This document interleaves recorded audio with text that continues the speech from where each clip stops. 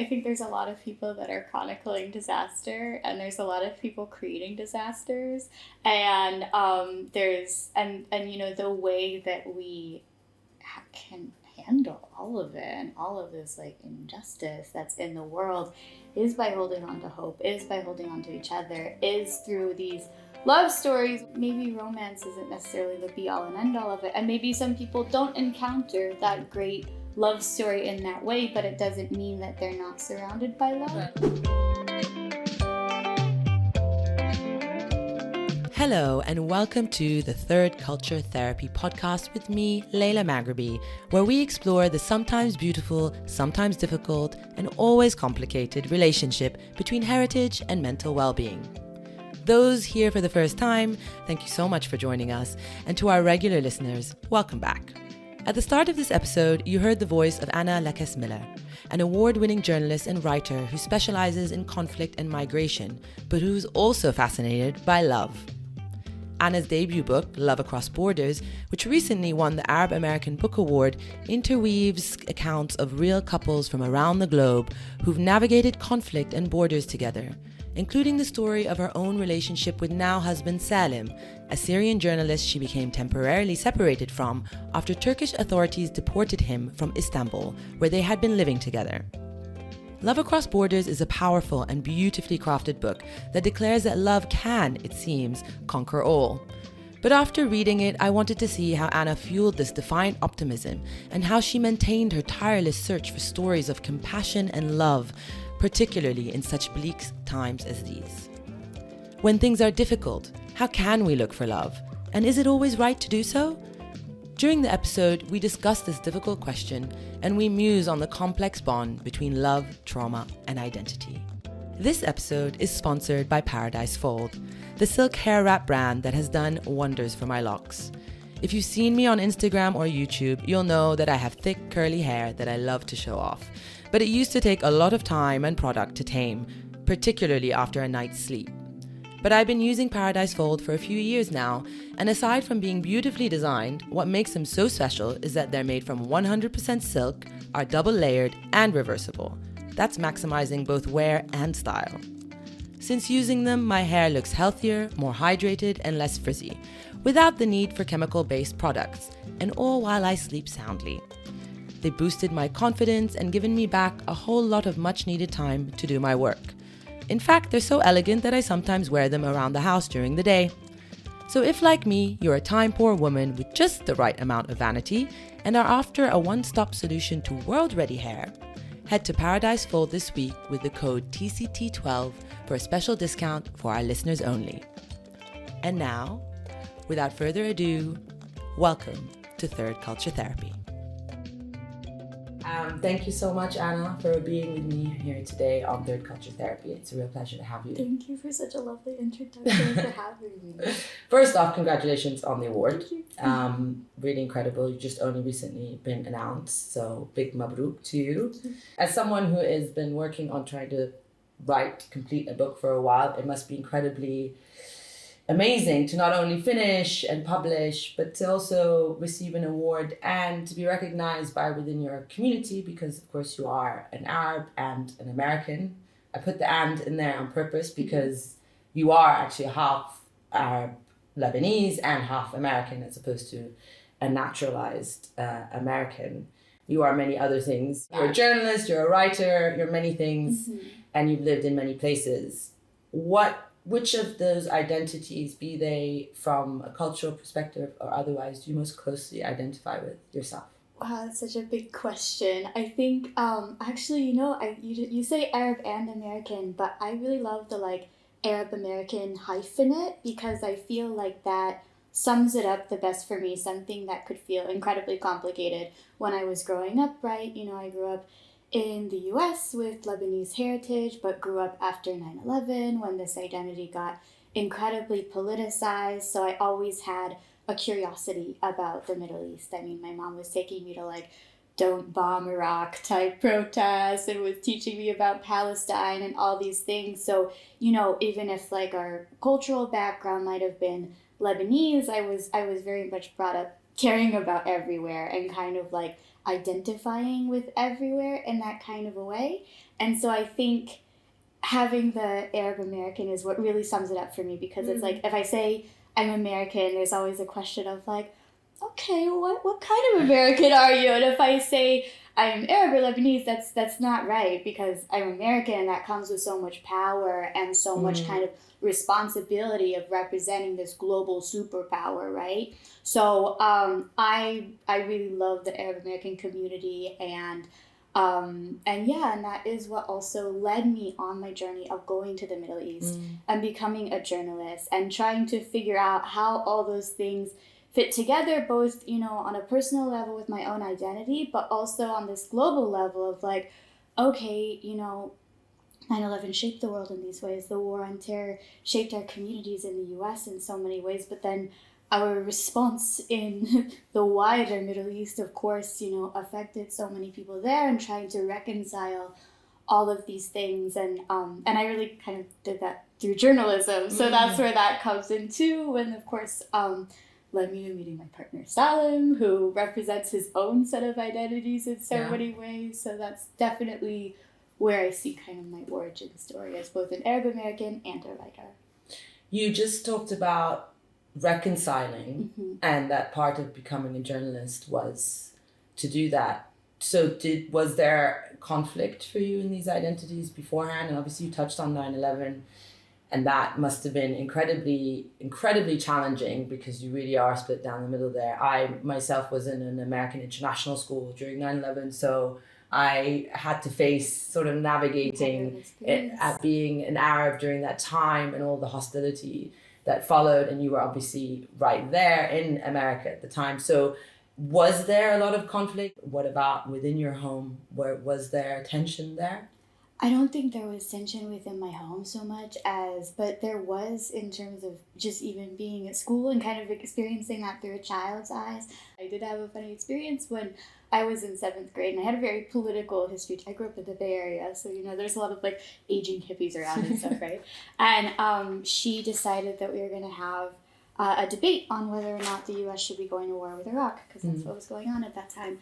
And I was shocked because everyone in the class was on the side of the room of we should bomb Iraq, like they're the terrorists, saying stuff like we've got to, do a war to get to peace and things like that. And I was saying, hey, these are people that look like my family, like this, there's innocent people there, they didn't do 9/11, all these things, right? And people were just, they were like, they were kids and they cared about me, so they're still like loving, and said something like, oh, we're sorry about that, but and it's so clear that they're repeating what their parents said, and that really sat with me, that was, how people thought and how people were maybe not necessarily demonizing me, but demonizing people that I felt close to. So I think that made just a lot of questions come up in my mind, and I did feel sort of, and I think where the sort of being like half-half comes in is you feel a little bit of this responsibility. You're like, I can be the bridge. I can make the white people less racist.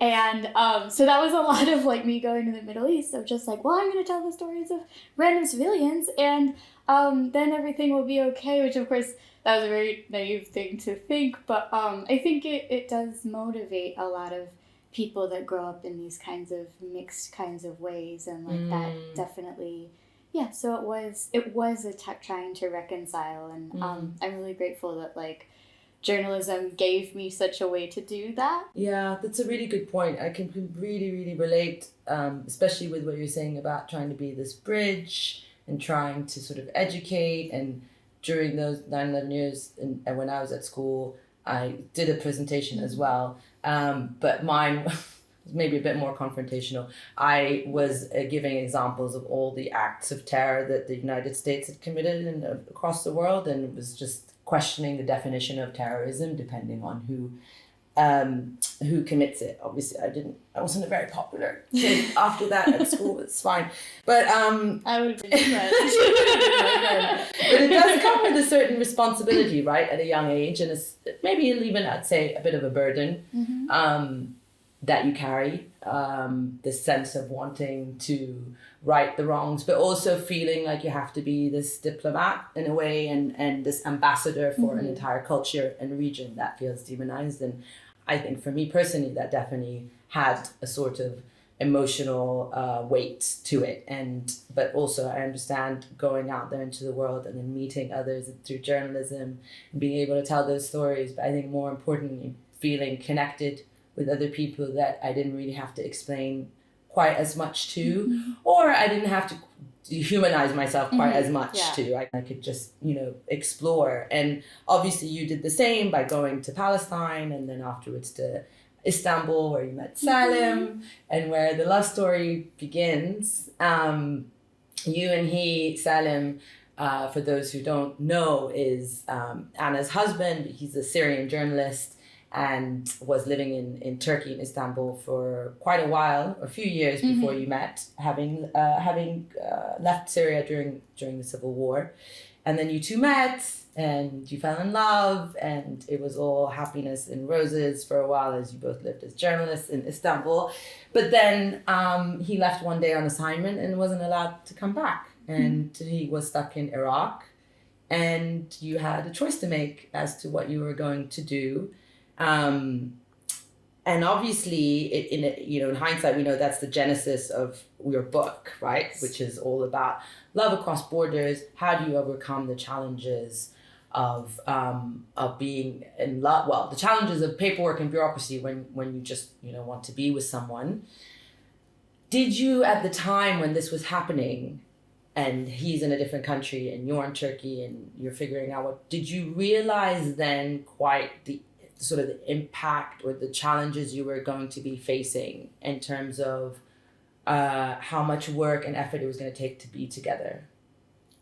It's a good question. I think in some ways I was a little bit prepared just because I had been living in the Middle East a certain amount of years at that point. So I had many friends from Syria, friends who were Palestinians in exile, who just faced such tremendous barriers with just their papers, just not being able to have normal lives. I had friends who had started taking the infamous refugee boat trip to Europe, and just the fact that, in our modern world, with our modern technology, that people had to do that just made me sick. And so I was very aware of these kinds of dynamics with passports and papers and privileges, though I wasn't quite sure what the root of them was, and I was always very curious. So then when Salim and I fell in love in Istanbul in this really magical way, because Istanbul at that time, not now, at that time, it was probably the best place to be a Syrian person. It felt like there was a space to breathe, and it felt, and Salim was a person who, it felt like we were getting to know each other as us instead of oh, she's American and he's Syrian. And I think what's so funny is sometimes people hear about a relationship and they really want me to be the American girl and him to be the guy from the Middle East. And what's really funny is we're actually much more culturally similar than we are different, because I'm Arab American and he's Syrian and grew up in Iraq and had all this American pop culture around him. So we actually just had so much in common, and we were both journalists with this curiosity about the world. So that transcends borders and identities, and so many people have that, right? And so yeah. But then it was really upsetting that when we would try to leave Istanbul or try to leave Turkey, then those limits would come up, right? That there were places, so many places I could go to that he couldn't go to. Or maybe there were places where he could go really easily, somewhere like Yemen or Iraq or somewhere like that, where it would be really difficult or dangerous for me to go. So in that way, Istanbul felt extremely romantic, because I was oh my God, this is this place where I can fall in love. And so then when he left on assignment to cover the beginnings of the Mosul operation to kick ISIS out of Iraq, and then he called me from the airport and said he wasn't being allowed back into Turkey. That felt like our worst nightmare was happening, because I was where are we gonna be able to be? Where are we gonna be able to live? The threat of being kicked out was always sort of bubbling in the background. But I mean, what was happening to a lot of our friends was, okay, they would go move to Athens or move to Berlin or something like that and keep doing their thing. And I was like, Salim can't go to these places. Everyone always said, like, oh, why don't you just like get married or something, make him a married, like that is a process that takes so many years.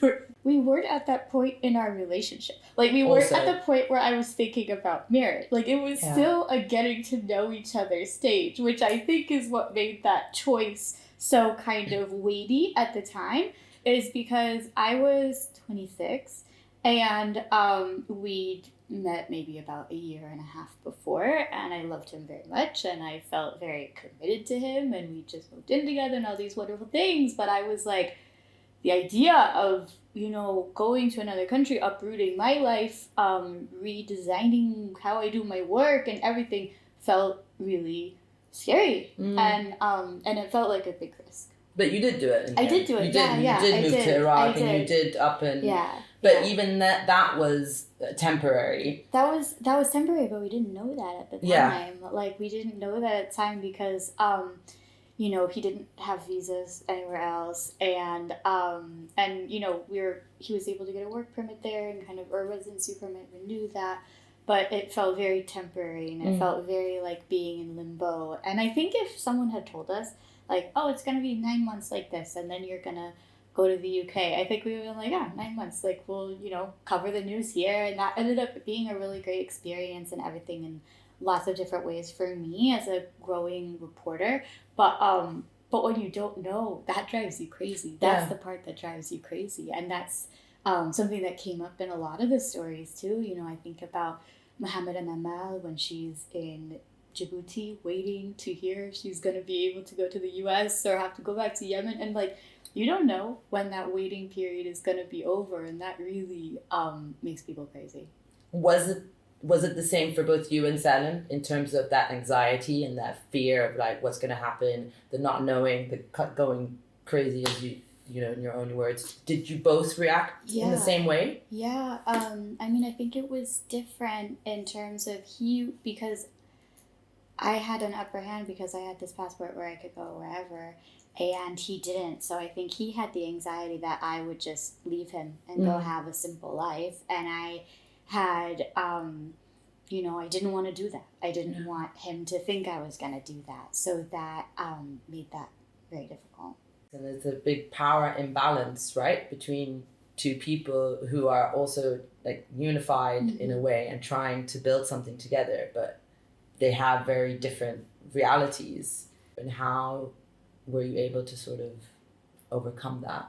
I think what's so difficult about that is when you're extremely painfully aware of it and you're not shy at all about talking about it with each other, and at the same time neither of you can do anything about it, so it creates this extreme sort of sense of helplessness, right? And I think that the way that maybe I went about it was I would try to be more patient and forgiving and try to be like, okay, maybe this feels really awful right now, but it's not going to always be like this. But then I was like, okay, well, when is it not going to be like this? and he really tried to do everything in his power to get out of Iraq, to get to somewhere where we could have a future, where we could even think in the future tense together. You have so many people at that age who are refugees living in this limbo type situation, who are at this like critical point of developing relationships, of developing careers, of developing like who they are and what they want to do, who really have that put on pause. And that's a big thing I sort of explored in the book and with the people I met through that, sort of what that felt like and how they overcame it as well. Yeah, well, obviously your experience did lead you to then decide, right, I do want to write about this.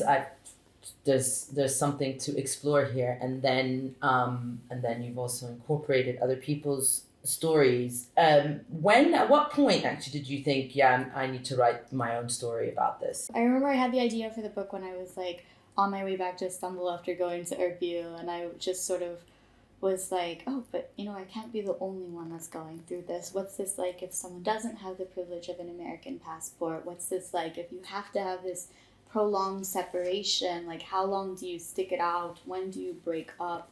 How do people keep in touch? How do people keep their relationships alive and magical and all of these things? The book is actually really funny because me and Salim's story is in it, and we're sort of like, trying to sort of navigate the whole thing with our sort of dark Arab war correspondent senses of humor the whole time. Yeah.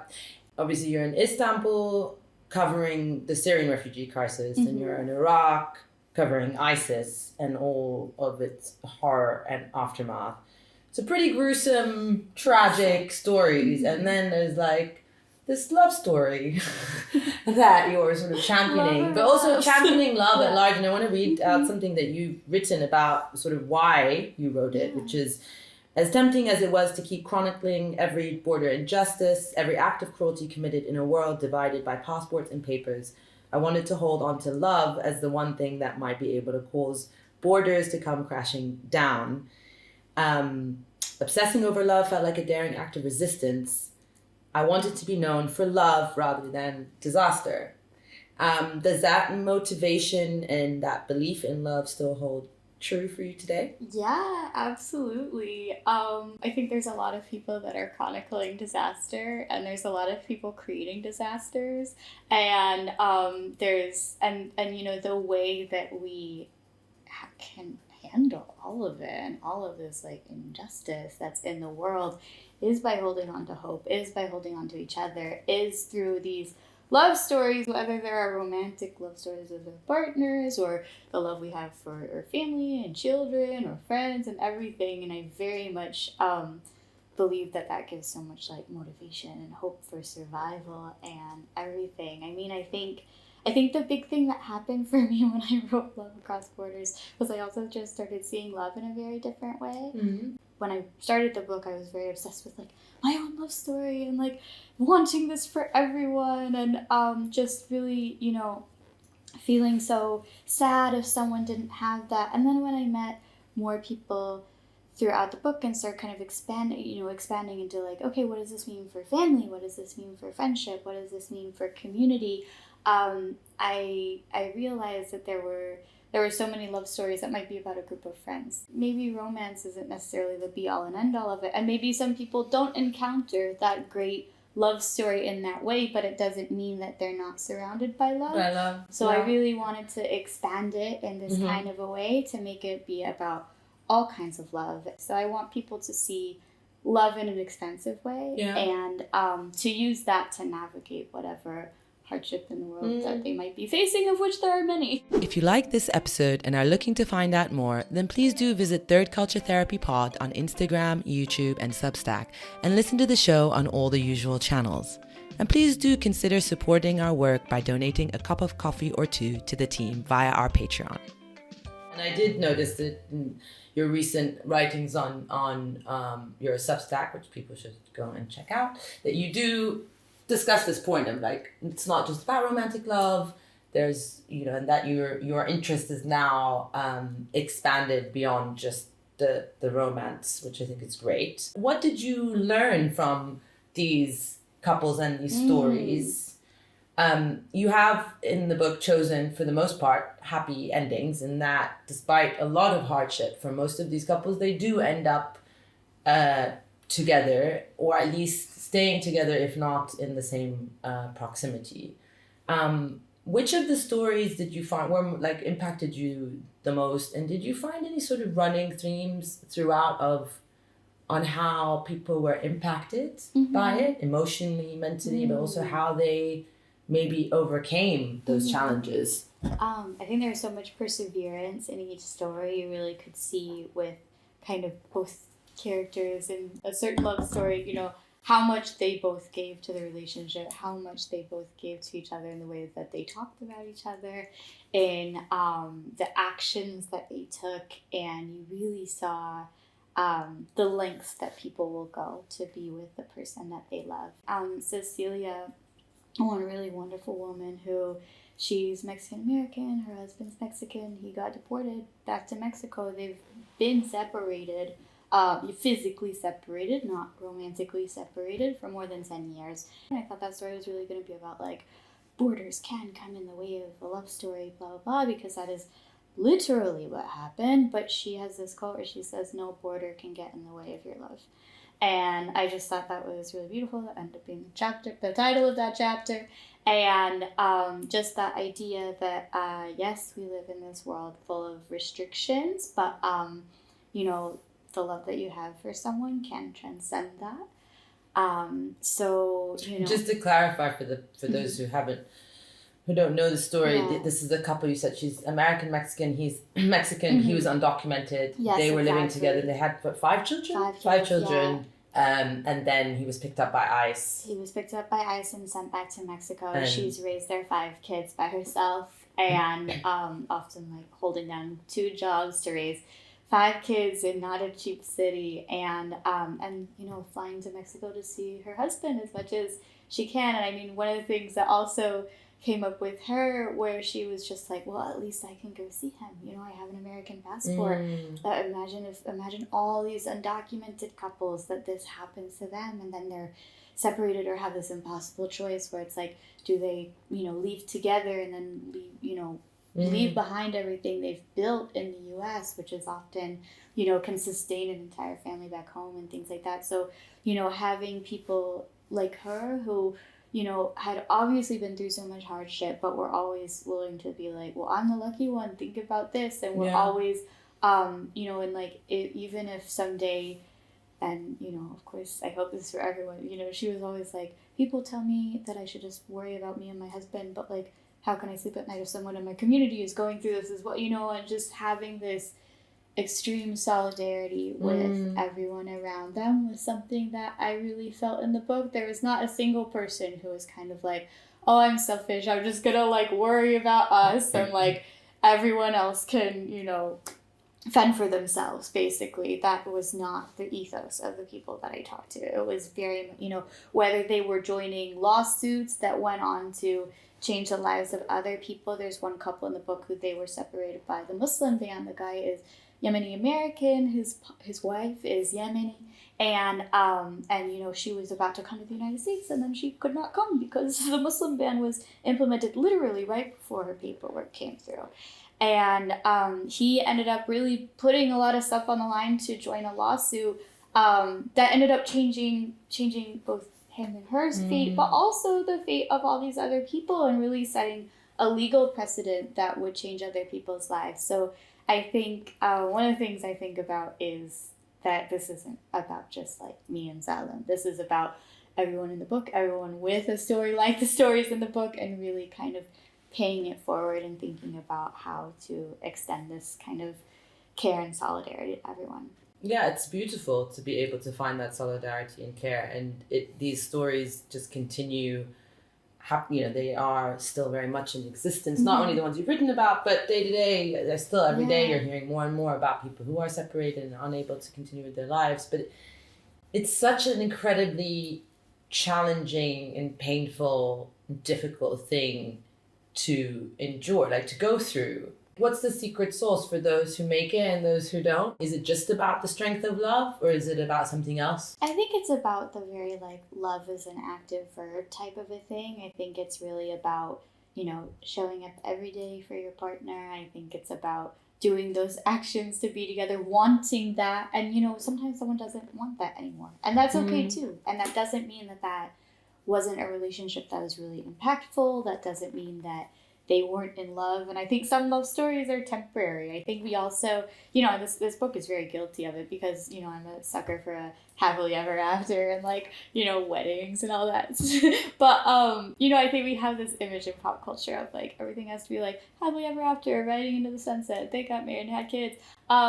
That's not every love story, and that's okay. That doesn't mean that, your high school sweetheart wasn't its own love story, and maybe it ended at the right time, and that's kind of something to celebrate too. And I think that people can really see love as a learning experience and something to celebrate, and that hopefully if they want that, they get that happily ever after type of love story. But that's not the be all and end all. And I've certainly seen a lot of these kinds of couples where it's just someone has to be in another country and someone is in exile one place and someone's in exile in another place, and there's just no way that they're going to be together, and they decide that it's the best thing for both of them to let the other one free. And I think that that's incredibly difficult. That's incredibly difficult to imagine when you do have a relationship where you want to be in the same place as the person that you love. But I think that can also be its own kind of beautiful love story, because people are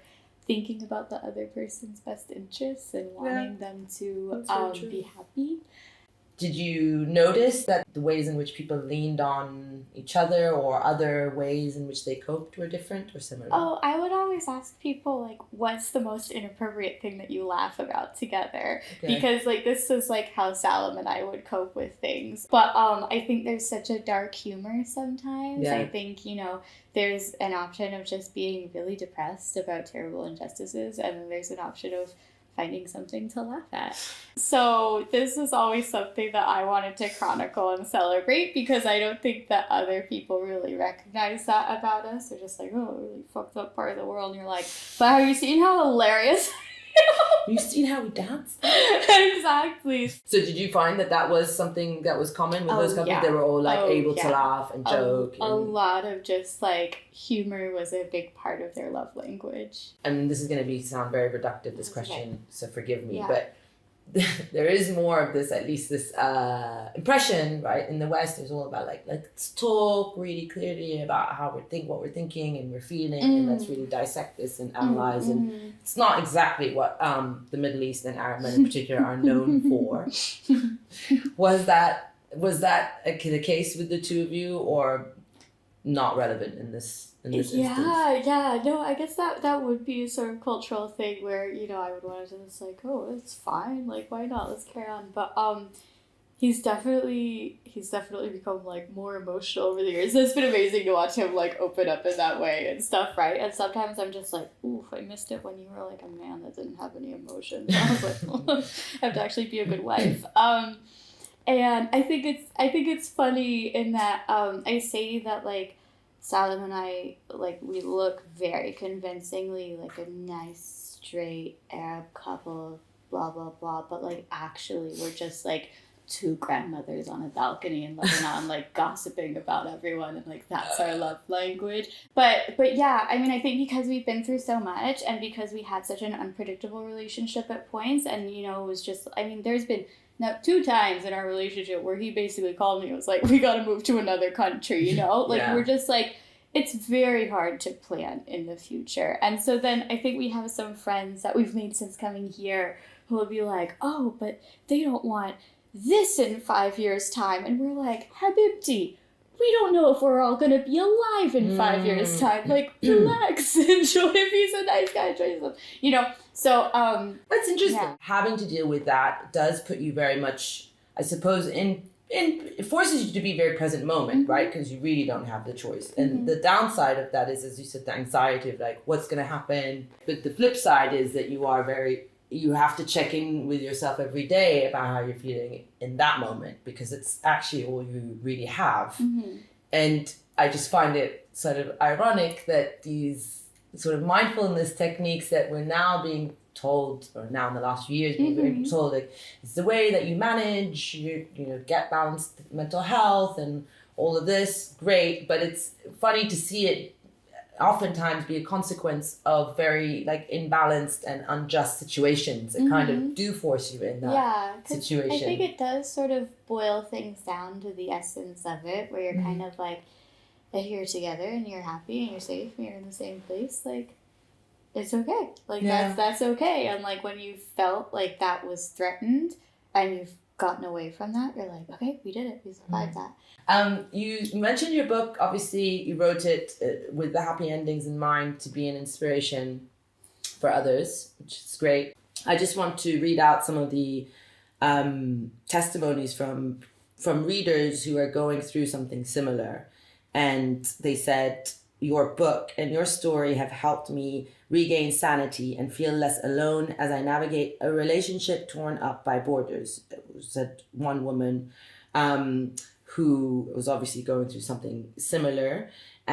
She also then goes on to start a book club where she basically talks about border liberation and love. I never thought I would hear of a book club about border liberation and love. It's beautiful, but you've like got a whole book club started around this topic. And someone else wrote, I just wanted to let you know that I used a picture of me and my partner reading Love Across Borders in the personal photos that we sent for our I-130 application. I'm guessing that's a US immigration application. I think it should be required reading for all immigration officers, and imagine them looking it up, reading it, and being more sympathetic towards our cases. How beautiful. That's so beautiful to receive that. Really, and it would be amazing if all immigration officers did read this book and find out more about the impact that their own decision making has on people. But the likelihood is slim to... And it's a fun book. I think they'd enjoy it. Have you ever thought about sending them copies, actually? It was really funny. I never used to get detained going to the US, and recently I started getting detained when I would go home. It's funny because it never happened when I lived in the Middle East, and it happened when I was just going to spend some time with my mom in my hometown, and I was like, this is... When did this start? Shortly before the book came out, so I think there's a chance that those things are connected. Wow. But when the CBP officer was like taking apart my bag, I had 3 copies of like the galleys. He's like, oh, is this your book? And I was like, yeah. He's like, oh, what's it about? And I was like, I'm like, if I were feeling more brazen, I would have given him a copy, but I was a little bit like, I just want to get this everywhere. Wow. Yeah, so that was quite funny. That's interesting that you've been now. Does this happen now often? Most of the time. It's like I'm very happy when it doesn't happen. Yeah. Oh, wow. Yeah. It's one of those things where I don't, I'm like, I'm American. I'm like, literally, where are you going to deport me? You do not have anywhere to deport me. I am only American. So I don't feel like in danger by it, but I feel annoyed because it's my country and I feel entitled to being there and like, they're so funny because Americans are so nice, right? So I'll like show up, like I've asked millions of times, but when it's happened, I'm like, can you tell me why I am on this list? And they're like, we don't know. But it's not even something that's super common. Like they'd be like, oh, we only see like 2 of these a month or something like that. So I'm like, must be pretty special. Wow. Interesting. Yeah. You might have heard of hair wraps, but have you heard of Paradise Fold 100% silk double-layered reversible hair wraps? Beautifully designed, snug and luxurious, they're the ticket to hydrated, healthy, frizz-free hair. Podcast listeners get a special discount this week with the code TCT12. You have mentioned a bit of the fears you've had around writing, putting yourself out there, the book, particularly as a woman. I also imagine as an Arab woman. So yeah, I was just sort of thinking about how you feel about yourself now as a published writer and as a woman, and going back to what you had written earlier about those fears. Do you still have them? Yeah, I mean, I don't think I ever was afraid of necessarily U.S. immigration because I feel so entitled in this very American privileged way to it all, but it just shows you that those things can be fragile. The politics in my country is changing a lot. It reminds me a little bit more of things in the Middle East every day. I mean, this is a thing Salim and I joke about all the time. He's like, are you sure you guys aren't Middle Eastern? Because you love religious fundamentalism. You love guns. Like, you're very sexually repressed. Like, so, that wasn't necessarily something I was afraid of, although, now maybe I should be. But, I mean, I think putting yourself out there is always scary. I think there's a huge fear of just like, oh, what are people going to say about me as a woman? What are people going to say?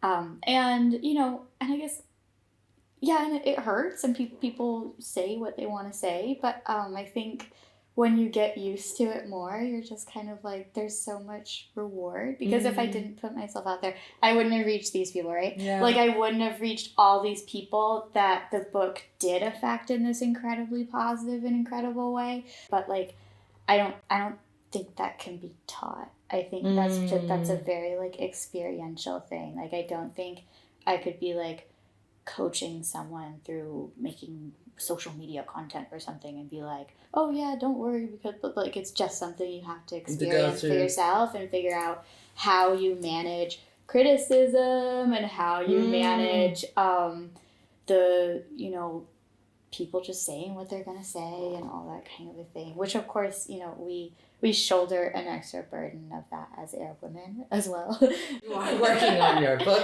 Yes. A fiction this time. Yes. About a Palestinian journalist living in the UK. Yeah, her name's Nadia. Oh, it's a she. Yeah, it's a she. Okay, my bad. Yeah, totally yeah, assume. Oh my god, I fell into the gender stereotypes myself. How could I do that? No, I would. Two female journalists, and I was like, so tell me about him. No, Oh, she's that's very awful. much a girl. Yeah. Good. Yeah. I'm very happy to hear that. Yes. No, it's really exciting. I mean, I never thought I was going to write fiction because as a journalist, I was always like, the truth is stranger than how could I make anything up with like having lived in the Middle East in like 2013, 2014, 2015, you know, seen all of the crazy things I've seen. And, you know, I couldn't imagine creating something from nothing because that felt kind of like a slight to just like all of these actual things that happen to people.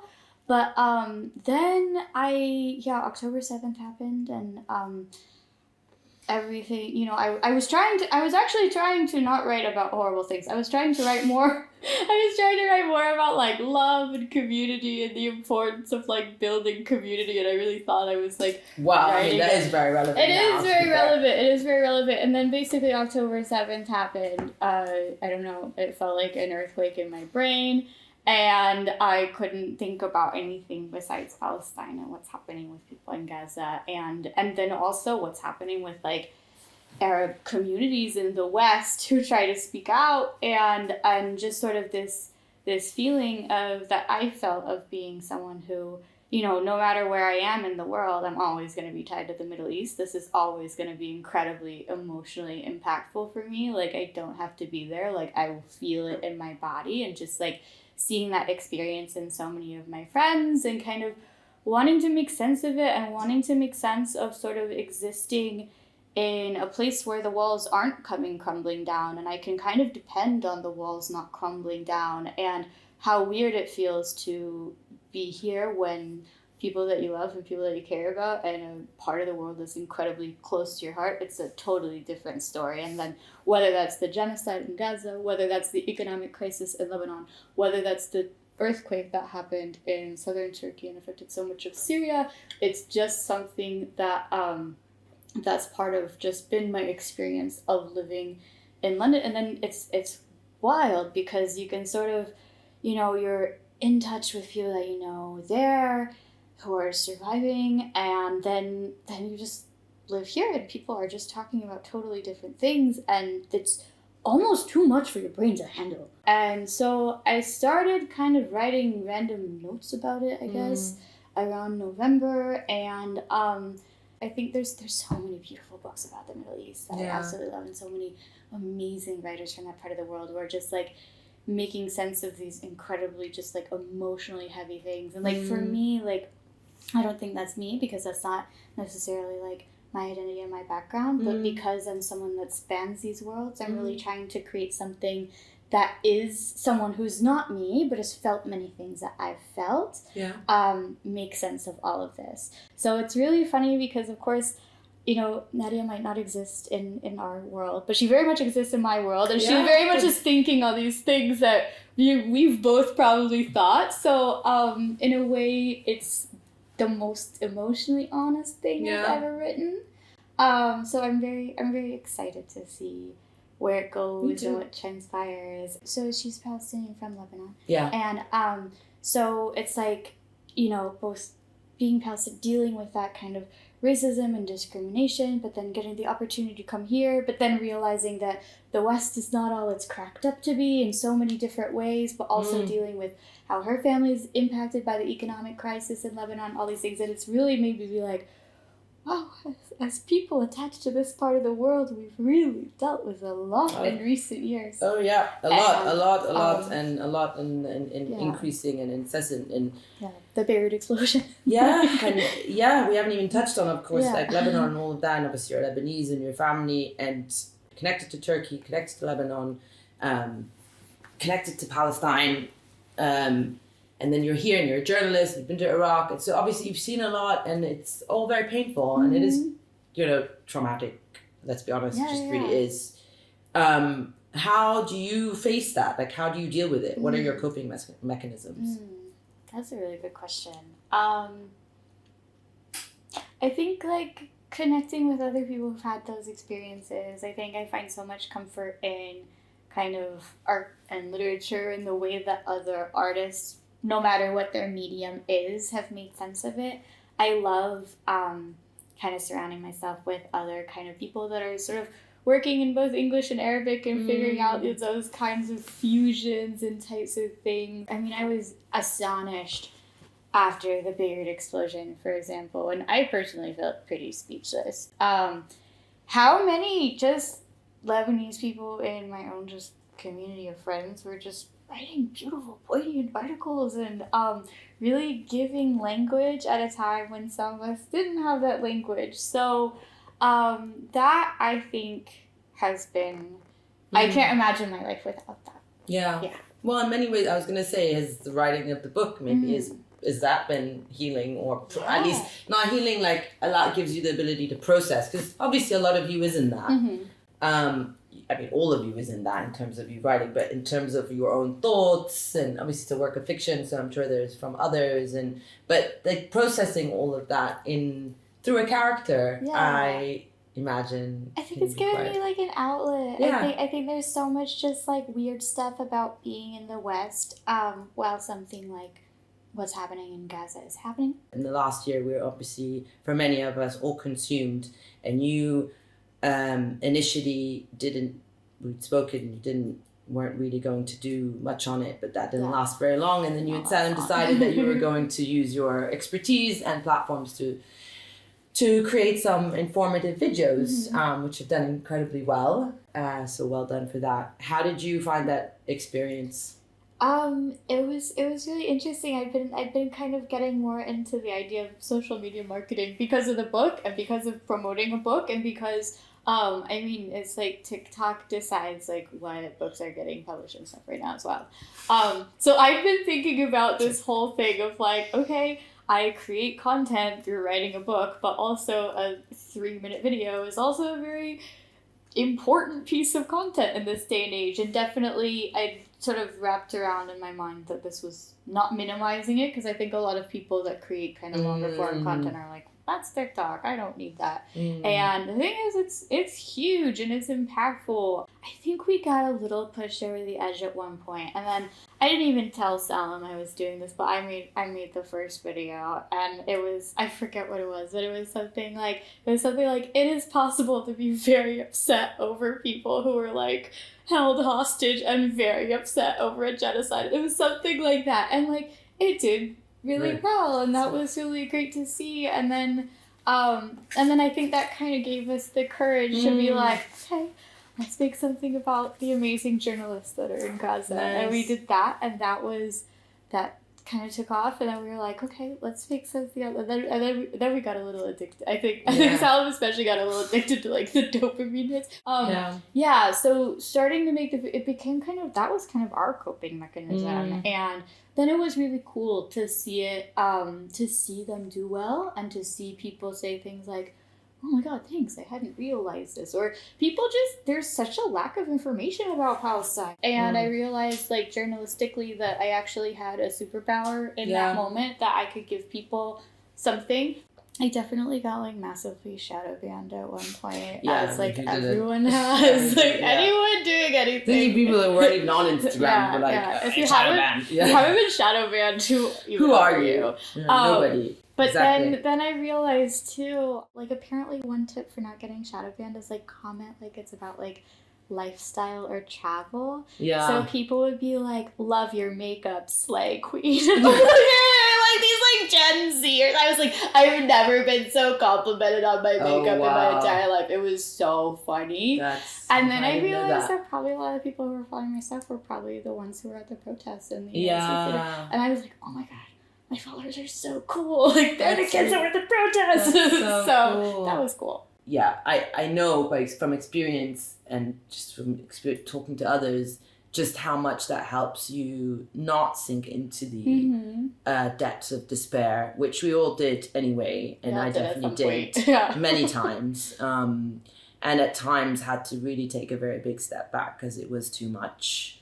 But I'm also glad for being able to use my words and my platform in some ways, because it was necessary, of course, always first and foremost to the most vulnerable and those who are being killed, but really also like selfishly for myself, because I did need to have somewhere to put it, like all of the stuff. And I mean, this is so relevant. I mean, just that you already had this platform where you're talking about different cultures and mental health. And I mean, I had so many friends, as I'm sure you did this year, who tried to go to the therapist and talk about Gaza. And we're told something like, oh, just don't watch the news, which does not work for us as like, you know, people who love the Middle East deeply. I don't know if for you now being in the UK, if you find it different or similar to being in the US. And it might be easier for you to answer this almost from the perspective of Salim, who hasn't lived in the US and is just now here in the UK, and who recently became British. Congratulations. He is now a Britannic.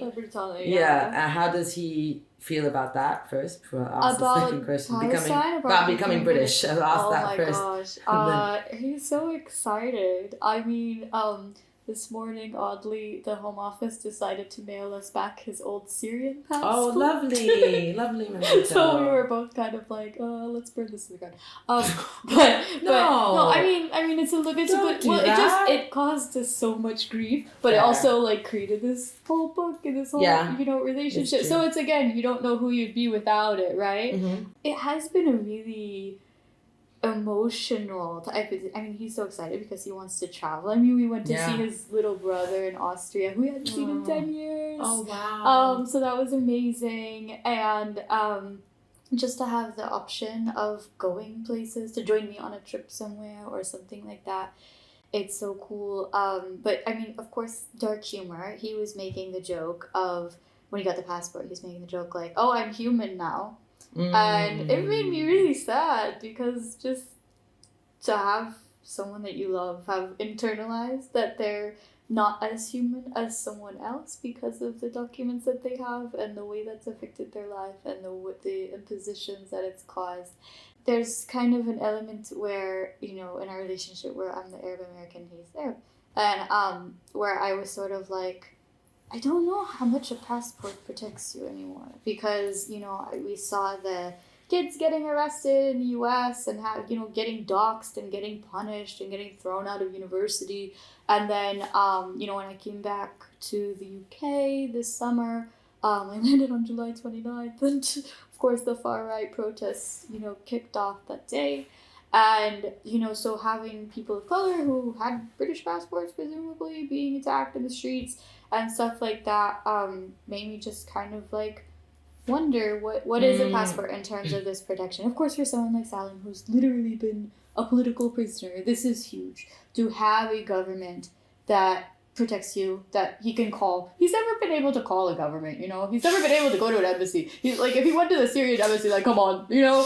And so... Call the government. It's not like I'm calling my government. Yeah, that's true. I think he kind of thinks he can call the British government at this point. Like, he feels very entitled.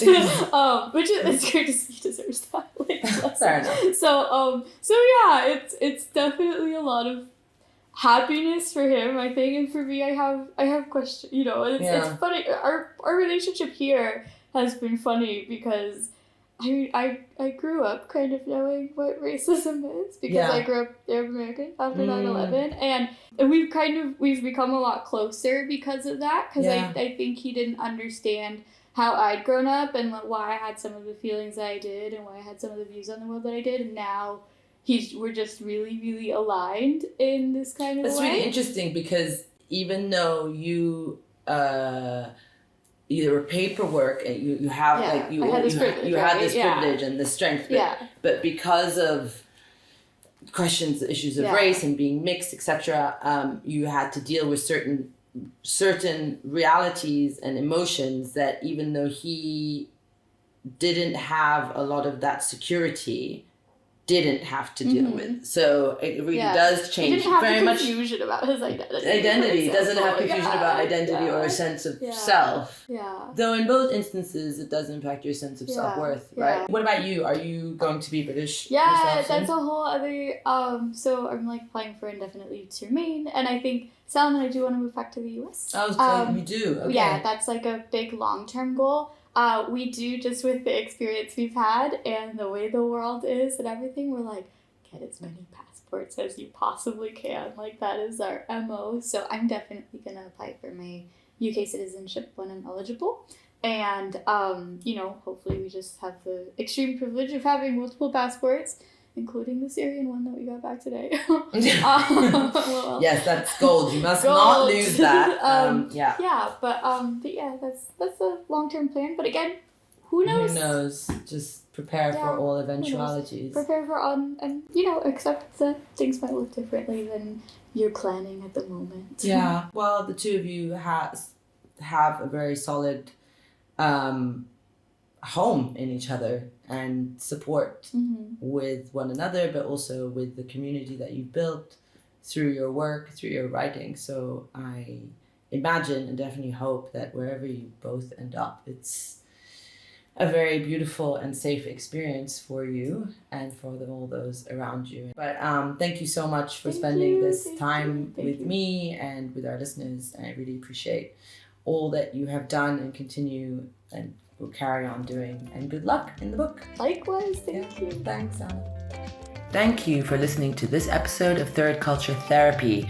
We'd love to hear from you, so send us an email or get onto our Instagram, Third Culture Therapy Pod. Like, subscribe, share this episode with others. And please do send us a cup of coffee or two via Patreon as we push on getting ready for the next episode.